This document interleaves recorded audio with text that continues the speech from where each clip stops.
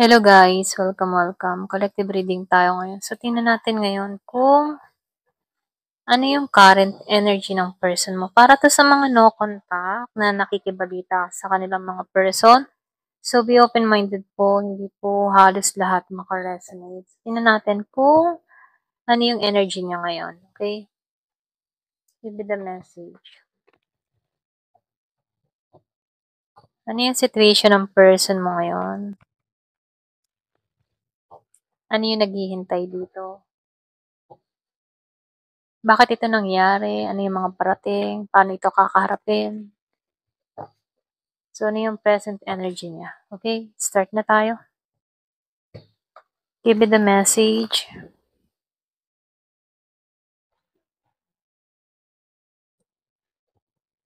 Ano yung energy ng person mo?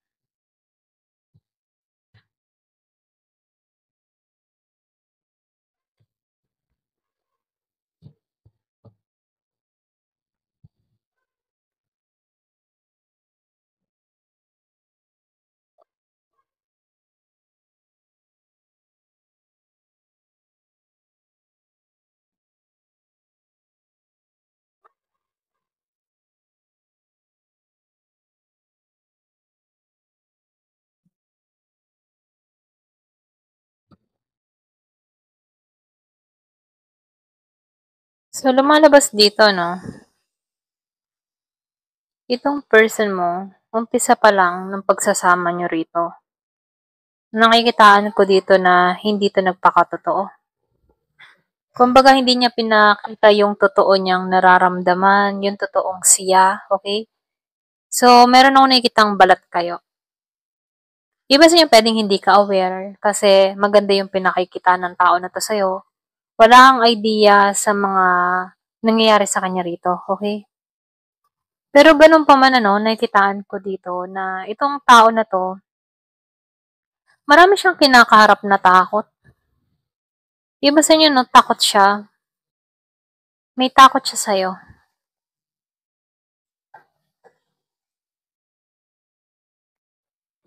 So, lumalabas din dito, no, kaya to natatakot dito.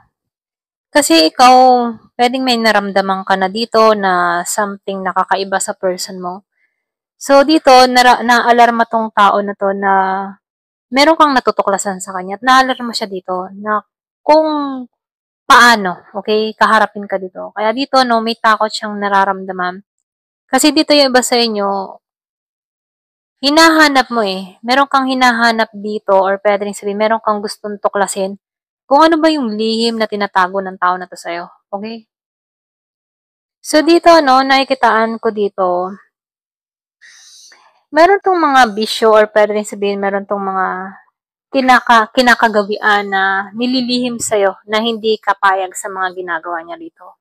So, nafe-feel ko dito, impluwensya ng kaibigan. Ito yung malaking impact sa kanya kung bakit merong pagbabago na nangyayari dito sa ka-person mo or kadiling mo, okay? Pero ganun pa man nakikitaan ko dito na yung iba sa inyo, minahal mo to, okay? Tanggap mo to. Tinanggap mo lahat ng meron siya dito, okay? Kahit meron siya mga nagawang pagkakamali, ulit-ulit mong tinanggap tong tao na to, okay? Na kung saan, dahil mahal mo to, nagiging kang bulag sa mga pinakikita niyang mali dito dahil mahal mo nga siya rito, okay? Kumbaga tanggap mo, handa ka mag-sacrifice dito, okay? Pwedeng nangyari na to before, handa ka mag-sacrifice sa tao na to, kasi mahal mo eh, okay? Pero ganun pa man, kahit yung ba tipong mahal mo siya, pero yung iba sa inyo pwedeng may time na napuno ka na rin dito. Dahil marami tong beses na paulit-ulit kang niloko, okay? Kasi dito lumalabas na meron kang player na tao, or pwede rin sabihin na sanay siya sa ganon, okay? Pwedeng marami tong mga nakakausap, nakaka-fling-fling, ganyan. Na kung saan na-impluwensyahan din siya ng mga kaibigan, okay? Pwedeng ginagaya niya, or pwedeng meron siyang barkada dito na hindi maganda yung impluwensya, okay? So, nakikitaan ko dito heartbreak. Yung iba sa inyo, dumating ka sa point na nasaktan ka, gumuho yung mundo mo, okay, sa taong ito. Habang nawalan ka ng pag-asa dahil sa mga nagawang pagkakamali nito sa'yo, okay? So, dito, nakikitaan ko dito, yung iba sa inyo, meron ditong 30 years old, or pwedeng naganap to, 30 years old ka, or meron kang kadiring na 30. So, nakikitaan ko dito, importante yung 30, okay? So, nakikitaan ko dito, meron ditong nagkaroon ng healing, okay? Meron ditong growing na nangyayari, okay? So, nakikitaan ko dito, yung iba sa inyo, nahahanapan mo ng balance itong mga nangyayari or naganap sa'yo, okay? So, nakikitaan ko rin dito, no, merong hindi inaasahan. Yung iba sa inyo, merong kang natuklasan dito sa tao na to kasi meron siyang pinuput na mas eh. So, dito, lumalabas dito na merong kang natuklasan mula sa tao na to na biglaan, okay? Hindi mo to inaasahan. So, nafe-feel ko dito may nagkabukingan, parang nabuking siya, meron kang nalaman about sa tao na to. So, meron akong nakikitang cheating, okay? Yung iba sa inyo, na-booking mo tong tao na to, meron kang nakita or pwede rin sabihin, nakita ng dalawang mata mo, okay? So, nakikitaan ko dito, no, broken trust. Kaya itong tao na to, nakakaramdam siya ng takot ngayon. Ito yung mga pinagdadaanan niya ngayon, okay? Takot about sa'yo. Kasi, merong nahuli, may na-booking. Kahit ba meron siyang mga nagawang pagkakamali, andun pa rin yung takot na nararamdaman ng tao na to sa'yo, okay? Pwede rin sabihin malakas yung impact mo or datingan mo sa tao na to. Kahit meron siyang nagawang pagkakamali dito, andun pa rin yung takot na nararamdaman niya, okay?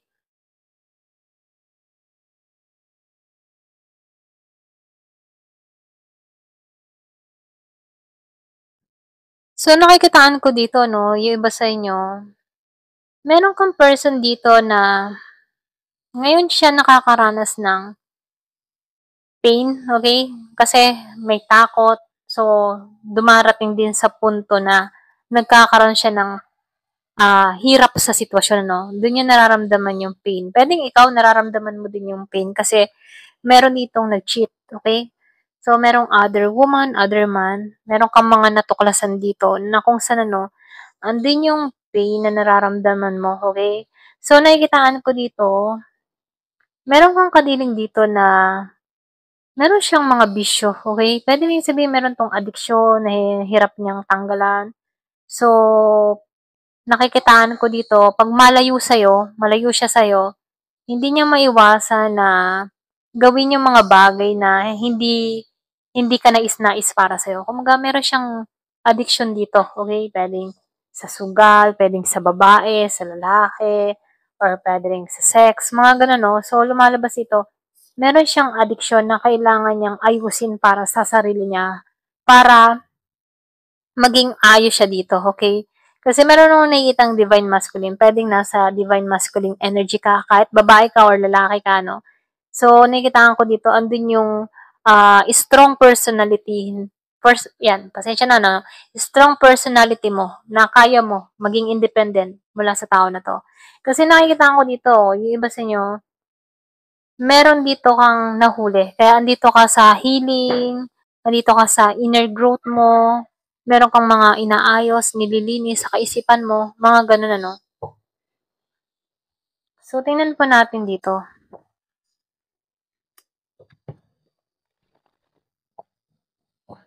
So, tingnan natin kung ano yung gustong sabihin ng person mo, no? Ano yung spirit message para sa'yo.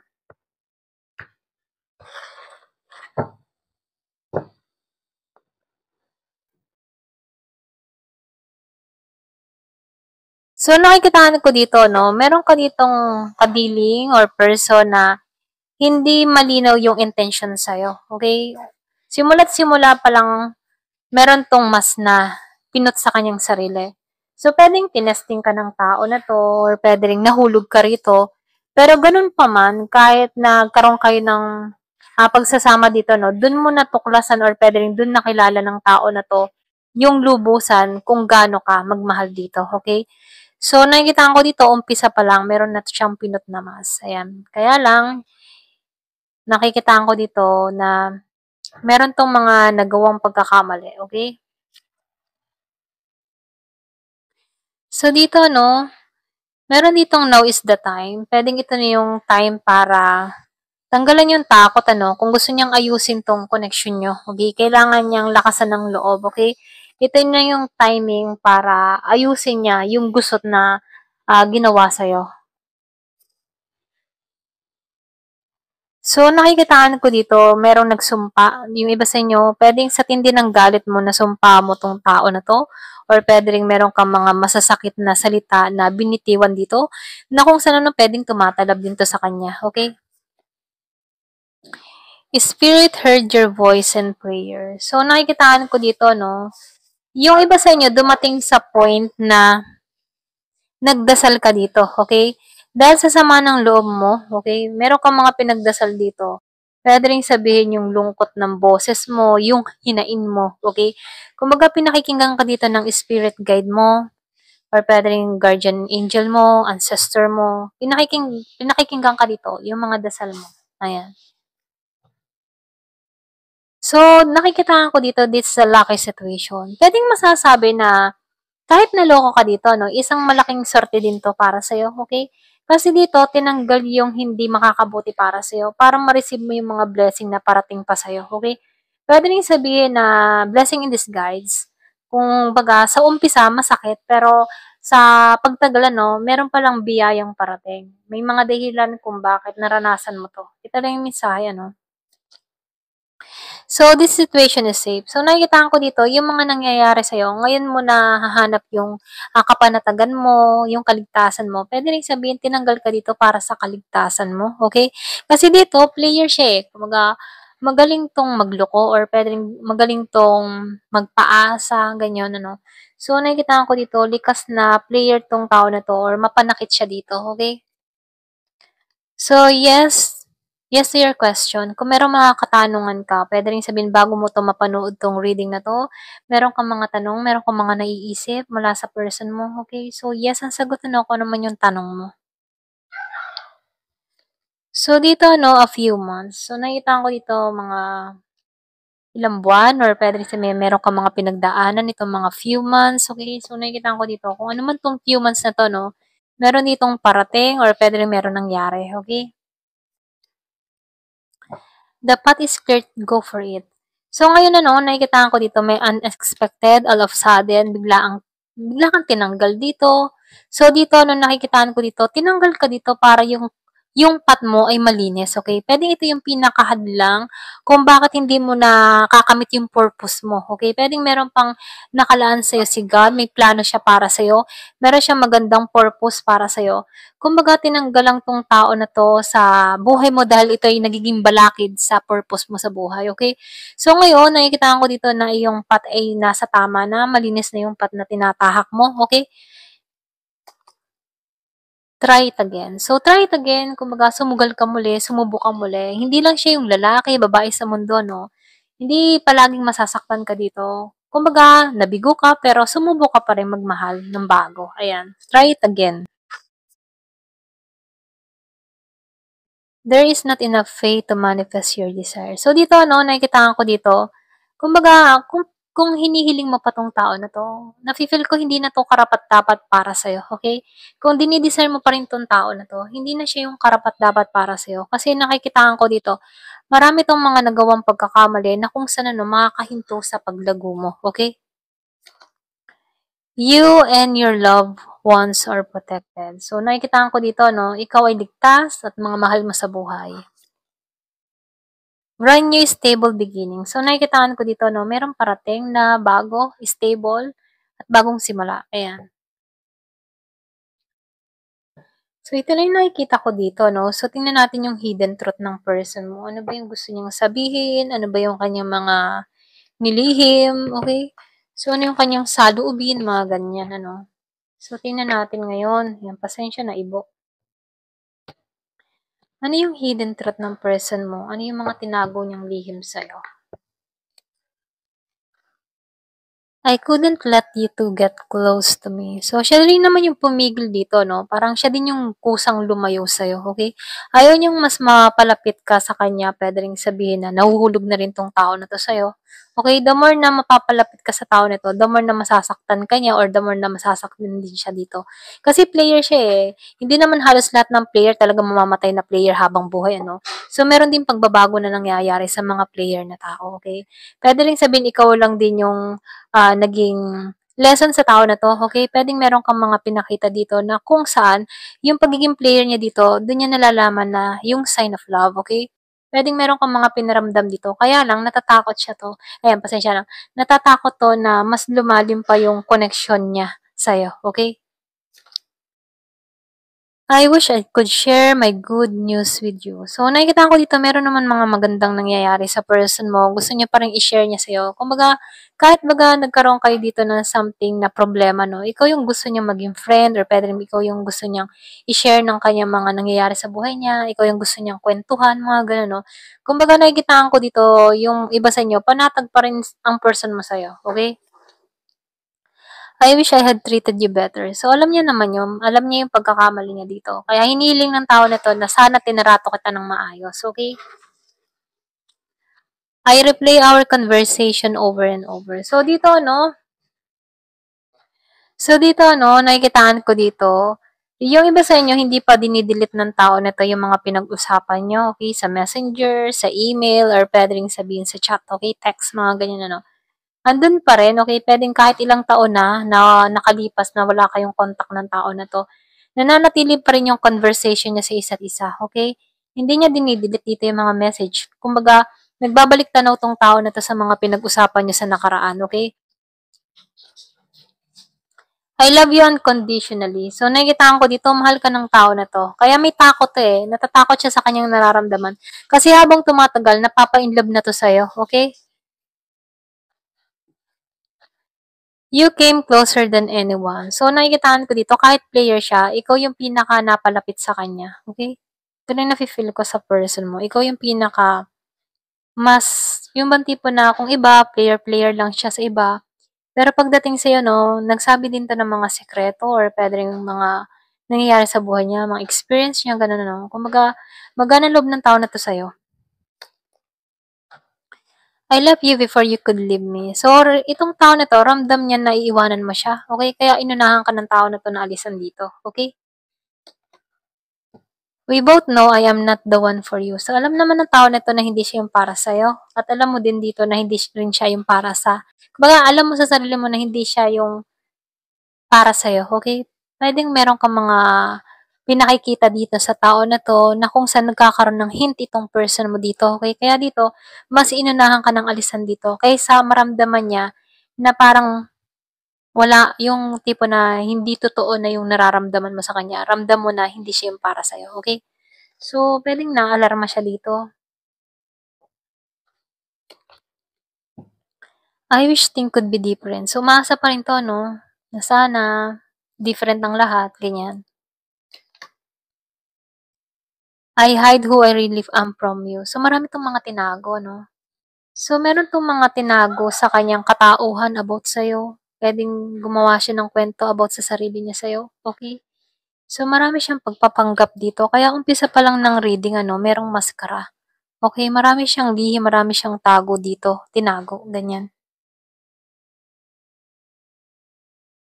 I wonder if you are happy without me. So, itong tao nito, gusto niya malaman masaya ka ba nang wala siya, okay?